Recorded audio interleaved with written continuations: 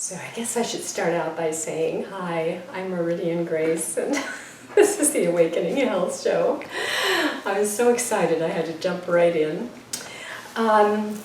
So I just want to tell you that sometimes in life we start to see these amazing, deep, intricate connections that helps everything make more sense.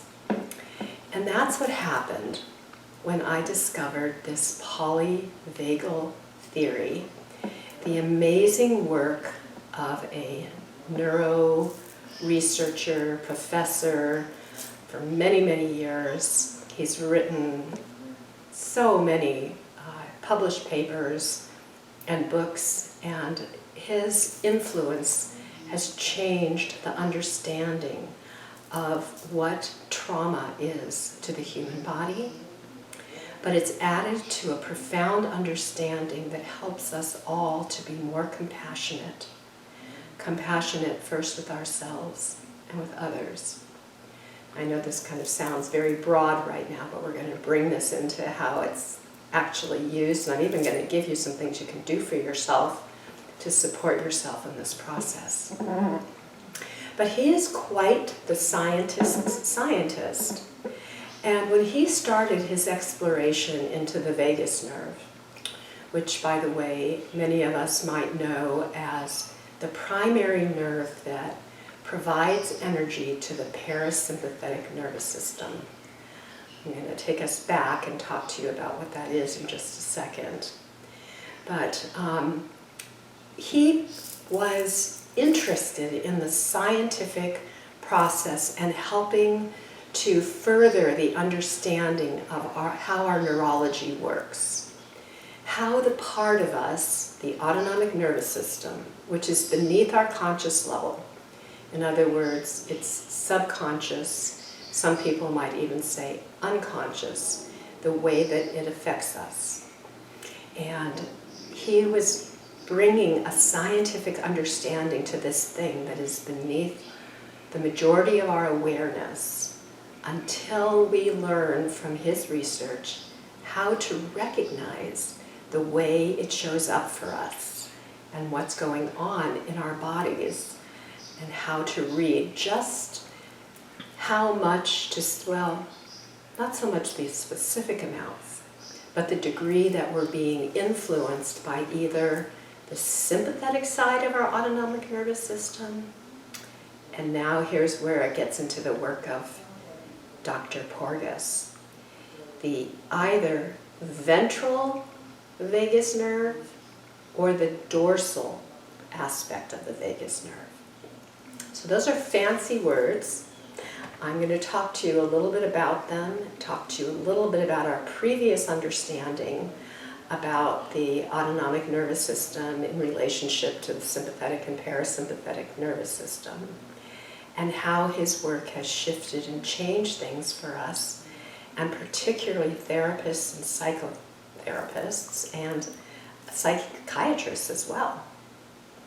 So we have always looked, particularly in the alternative medicine field, as how the sympathetic and parasympathetic system balance us. And the sympathetic, we've been told, is involved with our utilization of energy. We use it for moving forward and accomplishing things. When it's out of control, the sympathetic nervous system is in a fight or flight mode. It's a response to danger. And what happens when we go into a sympathetic mode is that all of the energy, or the majority of the energy that's used in our visceral organs that keep us alive, like our digestive system, like our heart, like our liver, our kidney, our thymus, just gallbladder, all these things. The energy moves primarily away from there and is then moved into our arms and our legs, and into the part of our brain that is acutely aware of the senses and what's going on in our environment. it makes us anxious.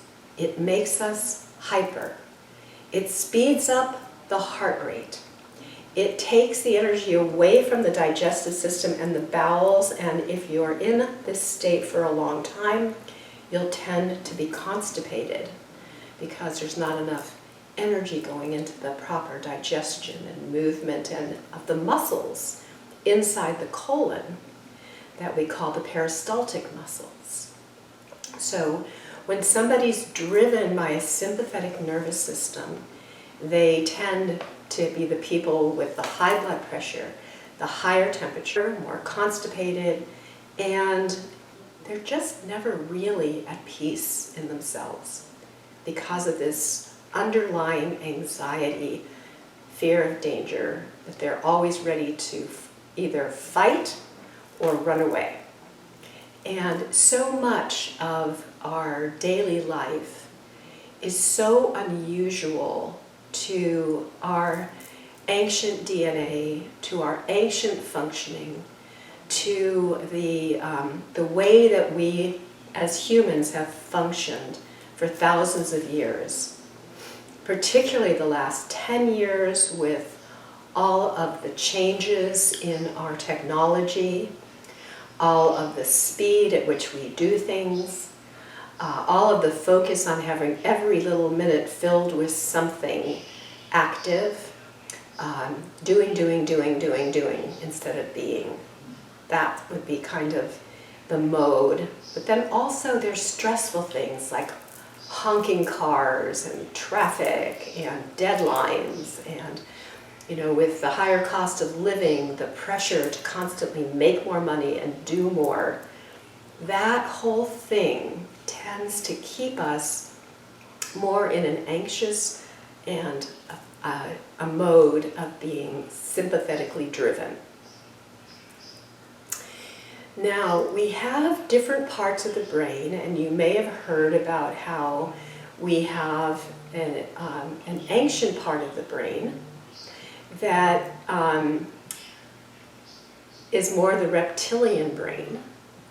And it actually is from a part of the brain that was available to reptilians, type creatures and non-vertebrate types of creatures. And they basically have very little need for much oxygen because they have teeny tiny brains. And when their lives were threatened or when in deep danger, they would basically almost stop or completely stop breathing, and their heart rates would get extremely slow, and they could disappear under the water for as long as an hour. So they would go into a shutdown stage, a stage of kind of disappearing. And that could protect them from being the food for some other higher creature. Well, when humans are in a situation where they are repeatedly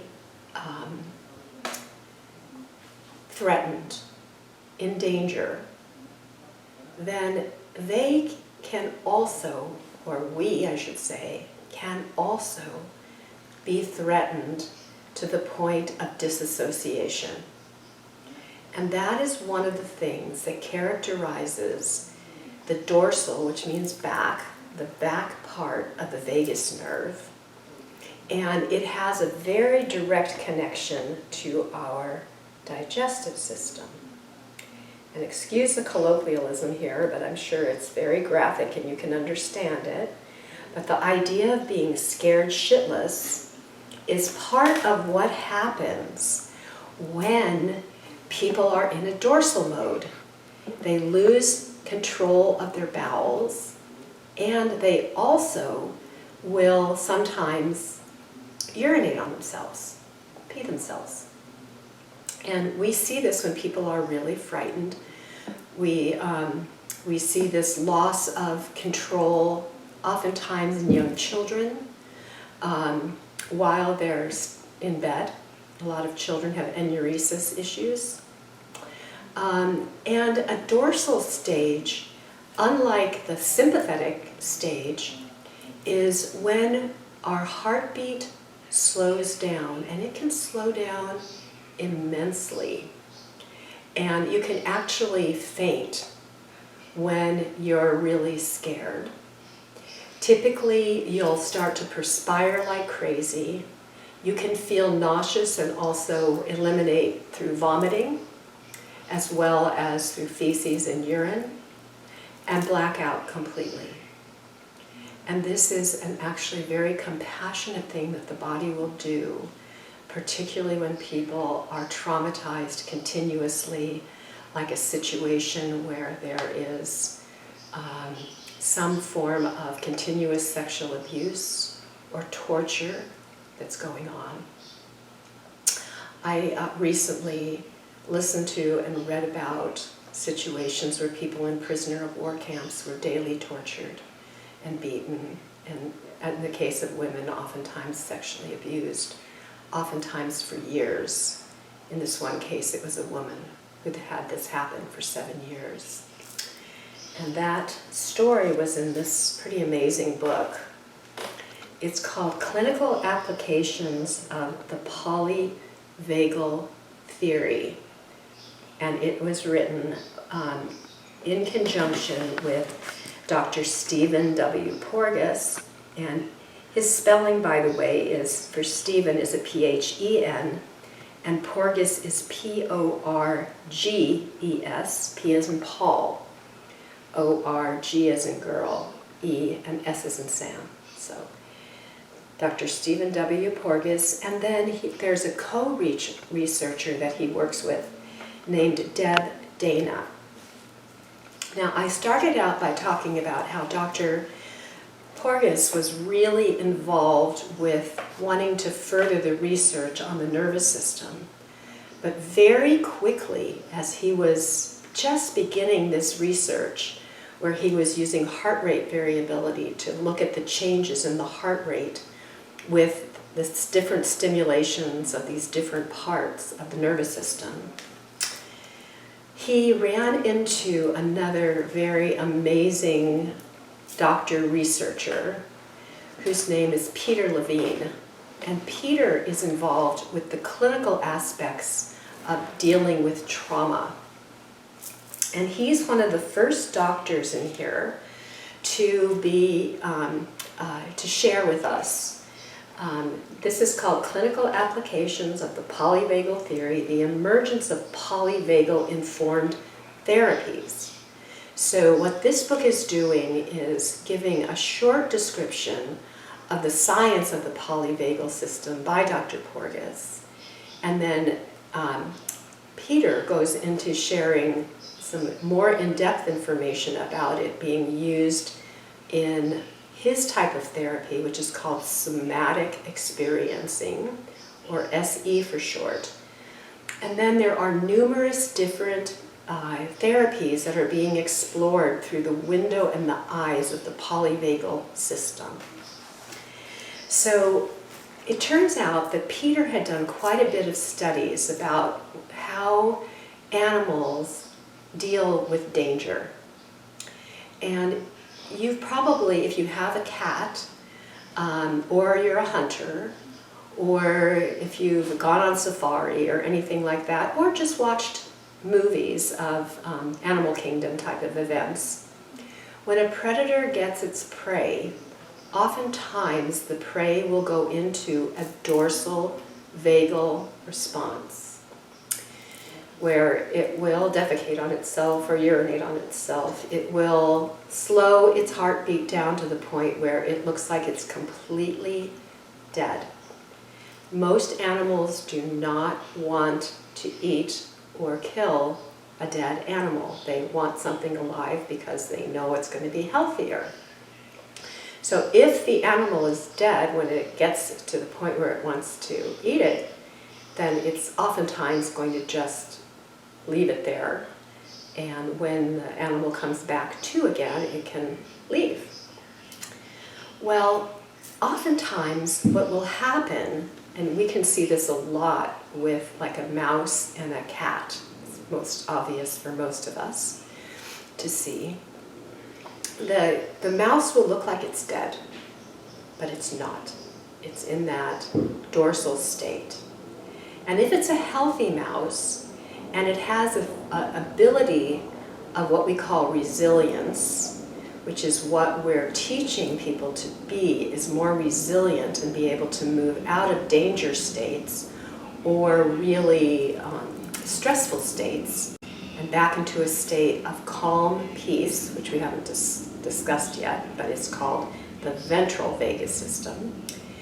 What will happen is that the animal will go from, or us as humans will go from this state of dorsal shutdown and come out of this death-like appearance, playing possum, so to speak. We'll come out of that state and have this enormous surge of adrenaline and become extremely sympathetic, much more than usual. And if you watch the cat, if it's a smart cat, it'll start whacking the dead mouse to see if it's really dead or if it's just in this dorsal state, and it'll mess with it for a while. Doesn't eat it, it just bats it around. The reason why it's batting it around is to see if it's going to go sympathetic. And what typically will happen is if the mouse is strong and healthy, it'll get a huge surge of adrenaline, and oftentimes it'll just jump at the nose of the cat, shocking the cat, and then running full speed because it's got this huge adrenaline. And if it knows that there's a hole close by or whatever, oftentimes it can avoid being eaten. So it's you can see it's a preservation process.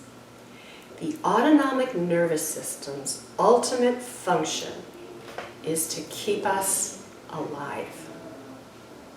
And so that's what this is doing. It's helping to preserve life. Now, when we have a situation where instead of being in the wild in a natural situation that animals are used to and this response is available to them, if instead we were to put that cat and the mouse into a laboratory where the mouse has no escape, and if for some reason they took the cat out before it could devour or hurt the mouse, and they did this over and over again, the mouse would lose its capacity to go into a escape mode, a fight or flight mode, and it would stay in dorsal and either eventually be eaten or just not feel it because it's totally beneath the level of its conscious awareness. It will still appear to be dead. And if the cat eats it, then it's not going to feel the pain of being eaten. If somebody is torturing it, as we talked about earlier, a human being tortured, they're not going to necessarily feel the sensation of being tortured or raped or whatever it is. And in situations, unfortunately, that do happen, where children are being abused by their parents, it's one of the deepest ways of programming the body to go into this disassociative dorsal state.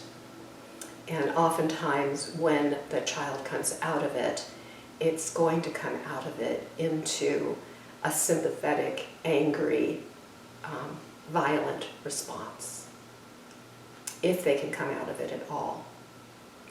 So in the past, when people have gone through trauma, the only way that a doctor would think that they were dealing with it in a healthy way was to fight or flight, not to disassociate. And there was no understanding that it was a normal human response to disassociate when one has experienced trauma. And it doesn't even have to be, torture or anything like that. There are normal responses that the human has always had in natural environments. when children were born not in hospitals, but parents were healthy enough to give healthy birth at home, and in many cases that was the only thing that was available to them, a baby would go straight from the body onto the mother's body. There wouldn't be harsh electric lights. The baby would be in a either natural lit environment or in a dark room where it was safe and not a big shock. Because anything that's shocking is a degree of danger to the baby. So the baby would go from that environment to being on the mother's body, hearing the comforting sound of the mother's heartbeat, and the mother and the baby would make eye contact. And this human experience is a necessity for our emotional and neurological health. And as I'm going to share a little bit later on, our neurological health is absolutely essential for our physical health.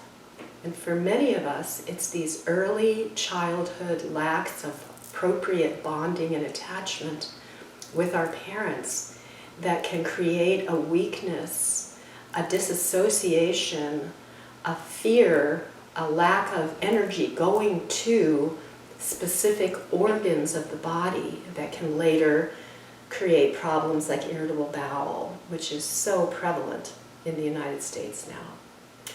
Our different immune functions and the proliferation that we now see of chronic illnesses. So there is an essential need for babies to bond particularly with their mothers. Rudolf Steiner spoke about this so beautifully and profoundly in so many of his writings. And the way that he developed the Waldorf schools and the education for parents is profound at honoring the welcoming of the child from its watery environment and from its spiritual levels as it incarnates into the human form and then comes into the earth, and how to create the safety of a welcoming environment in the home for the baby, a protective environment, a protection from the mother and a protection from the father. And those are really, in a very deep level, our birthright. So it's a process, and I'll probably be sharing a lot more of this over time with you on different YouTubes, but this process of preparing ourselves to have healthy babies, to help to clear away our own traumas and danger responses, and to support our babies in coming into an environment where there's appropriate bonding and attachment to the mother and father that is very rarely happening anymore. And I'm not going to really, I could spend hours talking about that with you. It's one of my favorite things. I've been wanting to write a book about it, if I could just get over my own blocks about writing. But it's just so profoundly important for us as humans to have that. And it's rare, even at my age, almost 70, to have had that. It was really our, for most of you, your great-great-grandparents and generations before that, that really had that as a regular way of being, unless you happen to be from a existing Aboriginal culture and your parents were born into that environment. Still very unlikely for most of us who's going to be listening to this YouTube. So what we want to do is to start to provide to our bodies the ability to be resilient and come to a state that we call the ventral vagus state. The ventral vagus nervous system is in the front of the body, and it has a profound effect on the upper part of our facial muscles, it has a very, very profound regulatory effect through the muscle in the inner, well, actually in the middle ear. The way that anthropologists can tell whether a skeleton is a mammal or not is whether the ear bone is connected into the jaw or not. This is a very important connection that has to do with our higher brain functionings. In a ventral state, we are calm, we are peaceful, we are breathing in a very full way. Our abdomen just naturally moves. We're not breathing in the upper chest alone, but we're breathing in the heart, in the belly. We feel warm energy throughout our entire body. We have much more access to the full potential of our brain. And it's basically a feeling of calm awareness and function. And that's what we tend to think of as the part of the parasympathetic nervous system that's in control if we actually have a deep and healthy sleep. That's part of why I've made such a big deal about these peat blankets to help us sleep, because they can help us to actually be in a safer environment when we sleep, so that we're not constantly being bombarded electrically by things that can cause harm beneath our conscious level to our neurological functioning. But Dr. Porges also realized that in the human voice is this profound capacity, and particularly between mother and baby, to help the baby to go into a ventral state. And women tend to have a higher voice than men. And there's a term called prosody. To me, it's the musical quality of speaking. And I was a Waldorf teacher, particularly working with kindergarten children.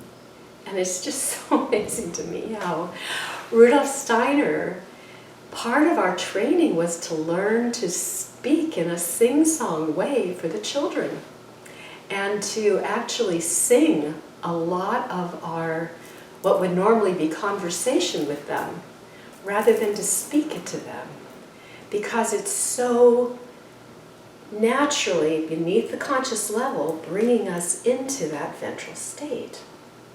Now, most men have a much deeper voice, and lions and roaring of tigers and things like that are designed to create a natural and important sensation of fear and danger.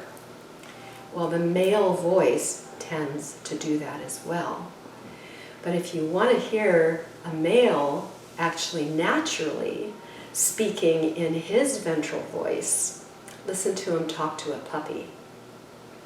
Because he's going to talk like a woman talks to a baby, most likely. And so you want to encourage the fathers to speak to their babies in puppy voices, which can be very healing and safety-provoking for the baby. So interesting. So part of what has been done by Dr. Porges is he has created a sound system.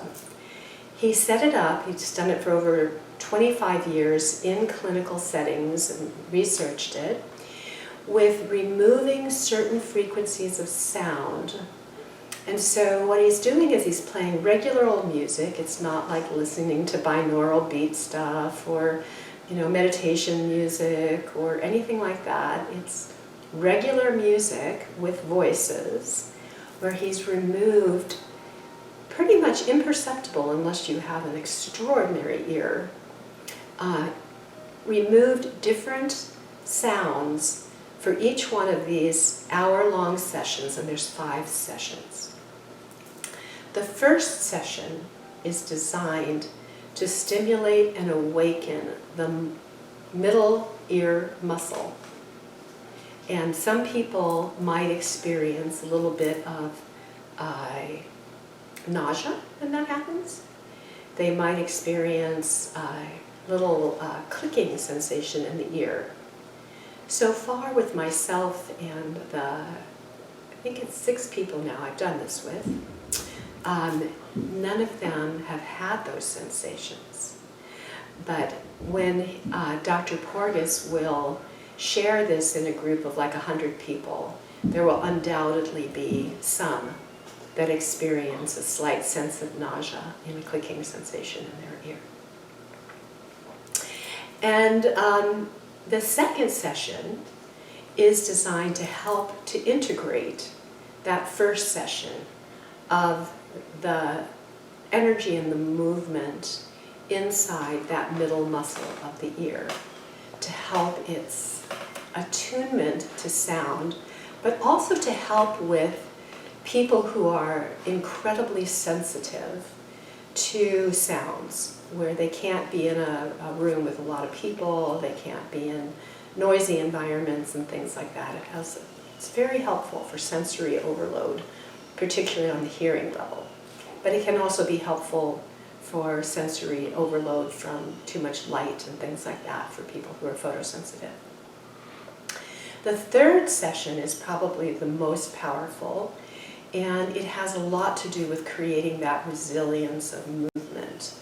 Because we don't want people to only be in ventral all the time. There's times when we need to have more energy to get a lot of things done, but we don't want to be controlled by it. We want to be able to control it. So a healthy experience of blending our combination of the sympathetic, that fight or flight, and ventral is when we play. When we play, when we run, when we play hide and seek, that's a healthy way of going into ventral and into our experience of fight and flight or sympathetic. And then with dorsal and with ventral, we actually need to have some dorsal experience, particularly when we're having sex, because we're, particularly as a woman, pretty immobile during that time, and yet we can profoundly, deeply experience and feel. We don't want to not feel. So a healthy sexual response person has a balanced amount of dorsal with their ventral.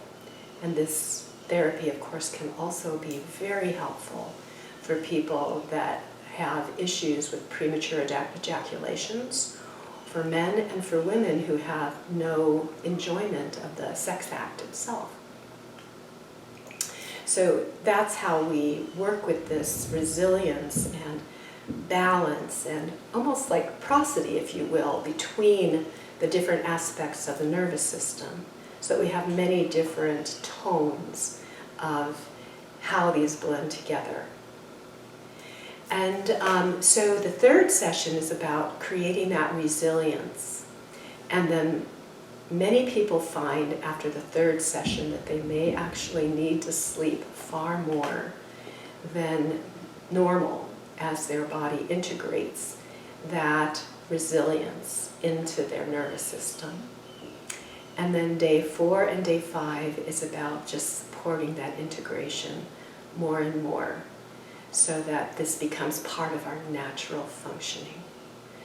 And it's interesting the extraordinary benefits that Dr. Porges discovered when he worked primarily for many years with young children, many of whom were autistic, and how by doing a series of these they're called safe and sound experiences, that they actually were able to make eye contact and speak for the first time as their nervous system started to gain safety and their brains began to find some form of comfort after the huge, frightening experience that many of them had that was traumatic in some way or another, be it from, inherited mercury toxicity from mom's mercury amalgams in her mouth, to the very common autism that seems to result after a vaccination or group of vaccinations, or many other things that could throw a young child into an autistic state or sensory overload state, so many different issues. ADD, ADHD, all of these things are so profoundly benefited. The people are benefited by finding this resilience of their nervous system. And I particularly am combining this with homeopathic remedies and also protocols that help people to remove toxic substances that can profoundly create a sense of shutdown in organs, or hyperactivity and danger sensations in organs, so that people can find their way back while we're supporting getting rid of the emotional danger and help them find their way back to safety. So there's a really interesting little process I invite you to join me with. It's very simple. We don't need anything. And Dr. Porges does this with large groups of people. And it has to do with changing how long our inhale and our exhale is. So when we take a short inhale and a long exhale, we tend to go into a more ventral state. If we take a long inhale and a very short exhale, we tend to go into that fight or flight mode. So let's try it together. Let's start out by taking a really long inhale and a short exhale, and we'll do 3 breaths, and it'll look like this.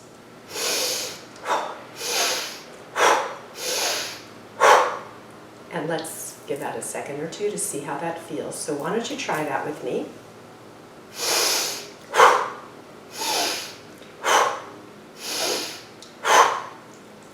I'm feeling so much energy in my arms right now, and my legs are starting to tingle. Remember we talked about how that sympathetic mode brings us into that, the energy goes away from our internal organs and goes into that fight or flight mode so we can run or hit hard. Okay, now I'm going to show you the other breath, and that's where we breathe in for a shorter period of time than we exhale. And when you exhale, this first time we're going to do it, I'm going to ask you to pretend like you're either blowing into a straw, or if you've ever played a wind instrument, pretend like you're blowing out through the wind instrument. By the way, this is one of the reasons why singing or playing wind instruments is so relaxing for people. But what that's going to look like is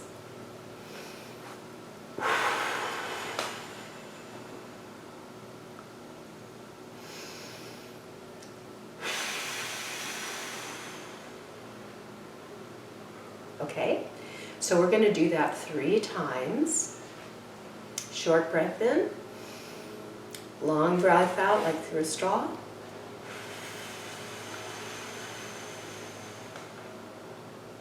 One more.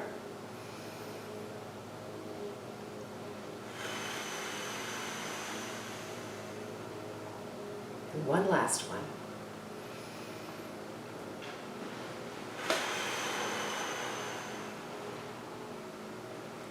Now I'm going to invite you to just take a moment and feel what you feel.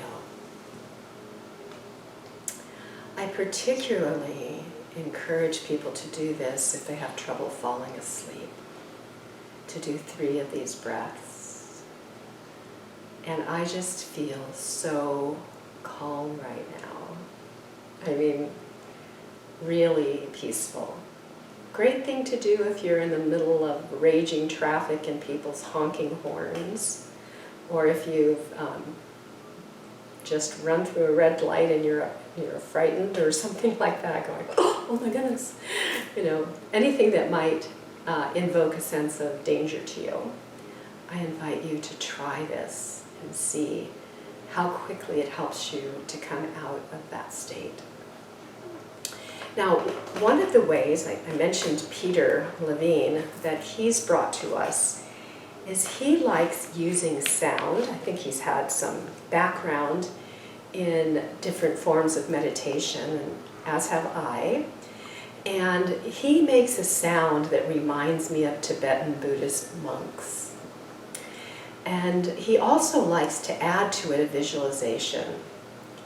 So when he does this sound, that is the sound of V-O-O-O-O-O, Vu, he uses the sound Vu when he exhales.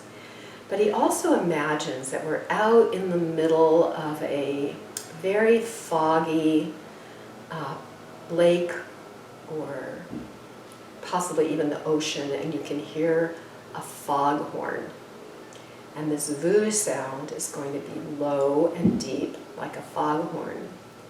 And I actually end mine by finishing it off with the ah sound, because ah is the heart sound, and one of the ventral vagal ways to help bring us back to a ventral vagal state is to touch the heart with one hand and to touch very gently, like barely bringing the energy from your hand to your face, and just as light as you can, imagining touching a delicate butterfly, touch your face. And that will also help to stimulate that ventral state. It's so beautiful. So we can do this while we do the Vu sound. So I'm going to demonstrate it for you first. So I take a nice deep inhale through my nose, and then Vu.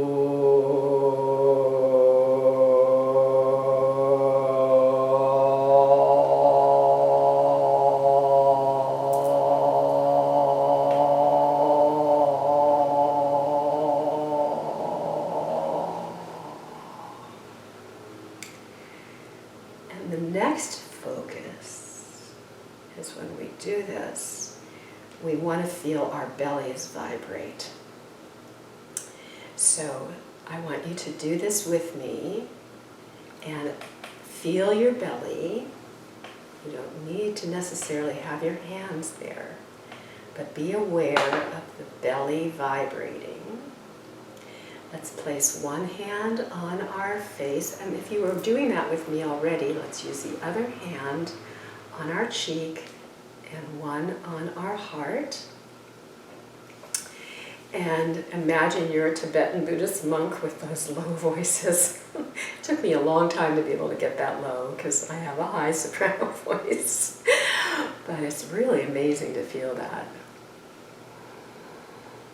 Inhaling, and now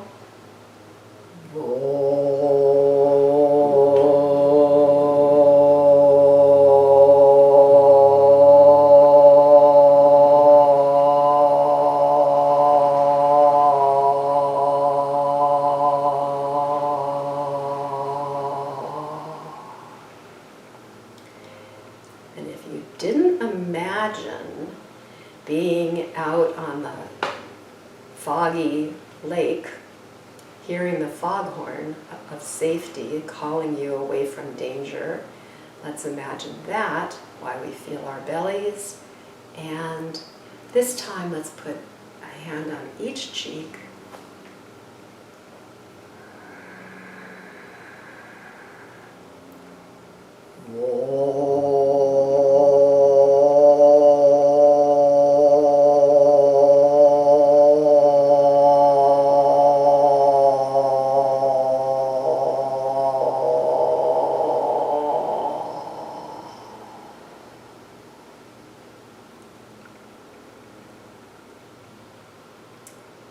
Now see how you feel.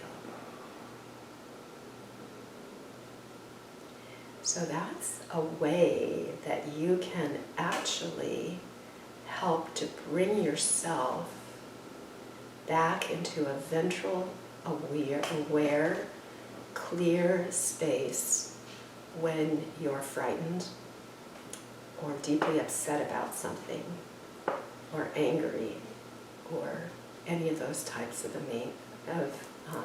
responses that are danger-driven. It's very sweet.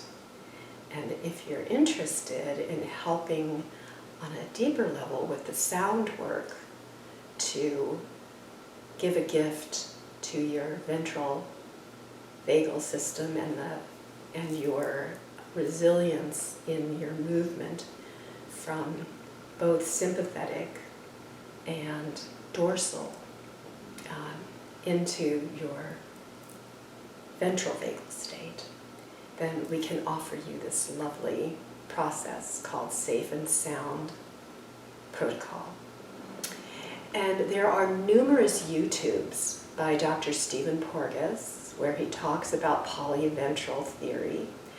And when I first heard about it, I was told by my instructors that it was very, very intricate, scientific, hard to understand stuff. Well, I can tell you on the YouTubes, Stephen makes it so easy to understand, and he shares with such gentleness and sweetness about the importance of our finding this state of safety so that we can bring that into the world, and we need that more than anything right now with what's going on with this whole COVID thing, which seems to be driven by fear and all of the irrational functions that happen with people from a place of danger and fear, where we start to lose some of the tenderness and kindness of what it is to be a human being, what it is to forgive, and to understand why people are responding in the ways that they're responding, because their nervous systems are just doing it without any of our control. He also talks about ways that you can be much more aware of people's facial affect, a gentle smile, the relaxation of the TMJ muscle happens much more naturally. And when that happens, it's just natural to have a gentle smile on your face, which is very supportive of a ventral state. So are smile lines in our eyes, in our face.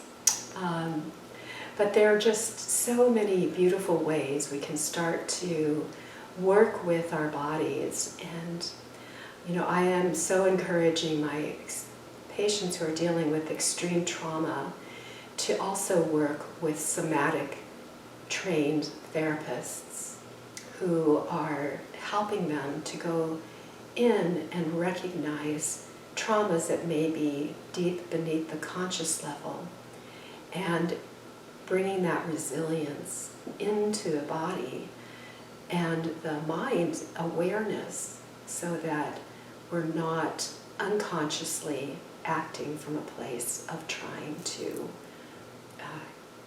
disappear from the world, disappear from ourselves, disappear from sensation.